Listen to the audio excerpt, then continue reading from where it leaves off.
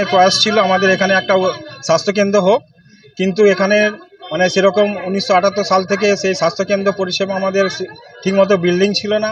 আমরা প্রথমে খাল্লা আনন্দময়ী তরুণ সংঘ, তারপরে অরবিন্দ রায়ের বাড়িতে এই সুস্বাস্থ্য কেন্দ্রের যে সকল তখন উপস্বাস্থ্য কেন্দ্র হিসাবে কাজ চলতো, তাই সেখানে লোকের পরিষেবা দেওয়া খুবই অসুবিধার মধ্যে ছিল। বর্তমানে মাননীয় মুখ্যমন্ত্রীর অনুপ্রেরণায় এবং মাননীয় সুকান্ত পালের ঐকান্তিক প্রচেষ্টায় আমরা উত্তর খাল্লা গ্রামবাসী কৃতজ্ঞ যে আমাদের এলাকায় একটা সুস্বাস্থ্য কেন্দ্রের অধিকার হয়েছে। তার নিজস্ব বিল্ডিং পেতে চলেছে। এখানে আমাদের সাধারণ মানুষের জন্য সুগার, প্রেশার, হার্টের পরীক্ষা থেকে শুরু করে সমস্ত রকম ওষুধ সেগুলো আমাদের এখানে আমাদের সাধারণ মানুষেরা তারা পাবেন।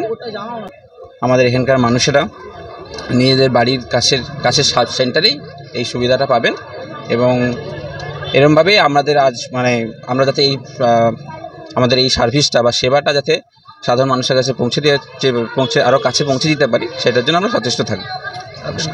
ডক্টর রামিজ আহমেদ, আমি ব্লক মেডিকেল অফিসার, আমতা 2। এইটা হয়ে তো কি বলবেন কাজের দিক থেকে? খুবই খুশি, মানে যেহেতু মাথার উপর একটা ছাদ হয়েছে, সবার আলাদা আলাদা সেপারেট রুম, বসার জায়গা, তা পরিষেবার বঞ্চিত মানে কেউ আগে ছিলও না, এখনও হবেও না আশা করি পাবলিককে ওই পরিষেবাগুলো ভালো করে দিতে পারবো। আপনার নাম? আর আমার নাম সুপ্রিয়া দাস, আমি উত্তরখালা সাব সেন্টারে সিএইচও।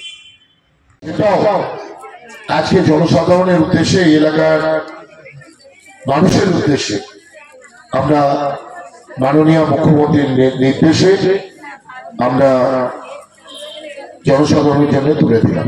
আজকে থেকে এই সুস্বাস্থ্য কেন্দ্র এই বিল্ডিংয়েই মানুষকে পরিষেবা দেবে। ইতিমধ্যে আমাদের বিএমও সাহেব বলেছেন সুগার, প্রেশার থেকে শুরু করে ব্রেস্ট ক্যান্সার ডিটেকশন থেকে শুরু করে ইমিউনাইজেশন থেকে শুরু করে যে কাজ আমরা সুস্বাস্থ্য কেন্দ্রে সাধারণত করে থাকি, সেই কাজগুলো পুরোটাই আমরা এই জায়গা থেকে আগামী দিনে আজকের পর থেকে আমরা চালু করতে চলেছি। স্বাস্থ্যকেন্দ্র করতে সহযোগিতা করেছেন তারকনাথ দীপ, পরেশনাথ দীপ এবং জগন্নাথ দীপ, যার পিতা রবীন্দ্রনাথ দীপ। আমি তাদেরকে ধন্যবাদ জানাচ্ছি এবং শুধু ধন্যবাদ দিয়ে ছোট করব না। আপনারা জানেন যে আজকের দিনে জমির অত্যন্ত মূল্যবান, কিন্তু এই উত্তর খাল্লা মৌজায় আমাদের খুঁজতে গিয়ে আমরা কোনো সরকারি জমি পাচ্ছিলাম না।